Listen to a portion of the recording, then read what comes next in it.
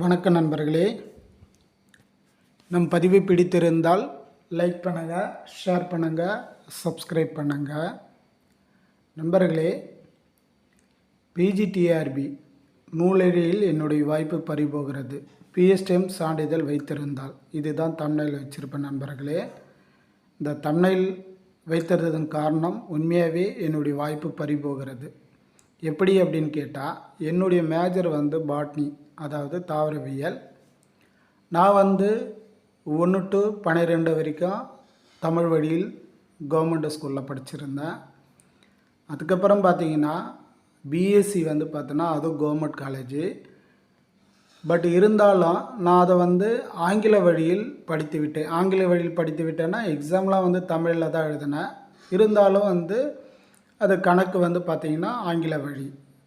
சரிங்களா? அப்போ பிஎஸ்சி ஆங்கில வழியில் மாட்டி விட்டது. அதுக்கப்புறம் எம்எஸ்சி தமிழ் வழியில் தான் பண்ணேன். சரிங்களா? சயின்ஸ்லேயே பாட்னிலே பார்த்திங்கன்னா எம்எஸ்சி தமிழ் வழியில் படித்த நான் எங்கள் பாட்னியில் படித்தவங்க கிட்டத்தட்ட ஒரு 40 பேர் தான் இருக்கிறோம். அதில் நானும் ஒரு ஆள்.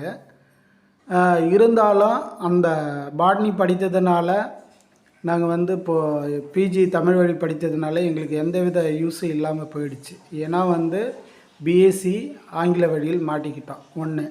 2வது பிஎட்டு தமிழ் வழி. அப்போ எல்லாமும் இருக்கிறது. பிஎஸ்டிஎம் எல்லாமும் இருக்கிறது. கேப்பில் பிஎஸ்சி மட்டும் நான் ஆங்கில வழியில் மாட்டிக்கிட்டேன். நண்பர்களே, இதால் என்னுடைய வாய்ப்பு பிஜிடிஆர்பி என்னுடைய வாய்ப்பு பறிபோகிறது அப்படின்ற மாதிரி தான் சொல்ல முடியும். ஏன்னா சயின்ஸில் பார்த்தோன்னா தமிழ் வழின்றது மிக மிக ரொம்ப ரேர். சரிங்களா?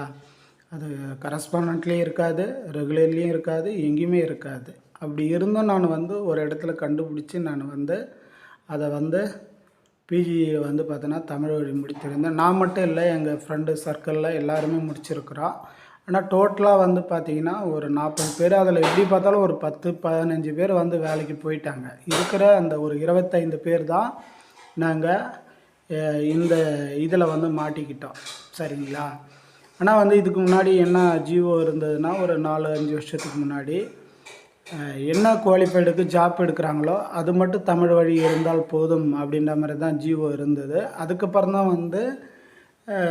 எல்லாமும் மாறிப்போச்சு.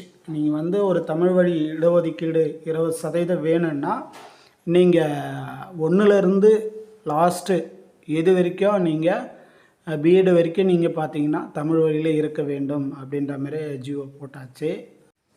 இந்த விஷயத்தை உங்ககிட்ட ஷேர் பண்ணலாம் தான் இந்த மேட்ரு சொன்னேன். பாருங்கள், உண்மையை பாருங்கள், எவ்வளோ ஒரு நூலில் நம்ம வாய்ப்பு பறி போயிடுச்சு. இருந்தாலும் இனிமேல் அது ஆங்கில வழி தான், வேறு வழி இல்லை. சரிங்களா? அதால் இடஒதுக்கீடு, அந்த 20% இடஒதுக்கீடுக்கு நம்ம எலிஜிபிள் ஆக மாட்டோம் என்பதை இந்த பதிவு மூலியமாக தெரிவித்துக் கொள்கிறேன். நீங்களும் தெரிஞ்சுப்பீங்க அப்படின்னு சொல்லி தான் அந்த பதிவை. நீங்களும் கேர்ஃபுல்லாக பாருங்கள். எந்தெந்த விஷயம் பின்னாடி வர ஜென்ரேஷனுக்கு நீங்கள் சொல்லுங்கள், தெளிவாக சொல்லுங்கள், இப்படிலாம் வரணும், இப்படிலாம் போகணுன்னு. ஏன்னா அவங்க ஐடியா தெரியாமல் படித்ததுனால தான் இப்போ இந்த ஒரு பின்விளைவு எங்களுக்கு. எனவே நண்பர்களே, நீங்கள் சொல்லுங்கள், பின்னாடி வரவங்களை சொல்லுங்கள், அவங்கனாச்சும் அந்த அரசு வேலைக்கு போகட்டும் என்பதை இந்த பதிவு மூலியமாக தெரிவித்துக் கொள்கிறேன். மீண்டும் அடுத்த ஒரு பதிவில் சந்திக்கலாம் நண்பர்களே. தயவுசெய்து சப்ஸ்கிரைப் பண்ணி வீடியோ பாருங்கள்.